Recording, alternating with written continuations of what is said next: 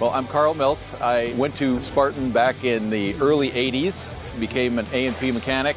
It was awesome. I enjoyed it. I recommended it for the past 40 years whenever I've had the opportunity to. I learned a lot. I believe I graduated in 81, if I'm not mistaken. Really enjoyed the engine part of it. There was a lot of radial engines that we worked on, but especially when we got into the test cells and got a chance to run the radials and all the different kinds of engines there. That was really enjoyed it. Still look back on those days. It's important because you have the training, so you know what you're doing when you get into working on aircraft. It does give you some hands-on experience as to actually say, yeah, I've actually touched this, I've actually taken the cylinders off, I've actually done these different things rather than just being all bookwork.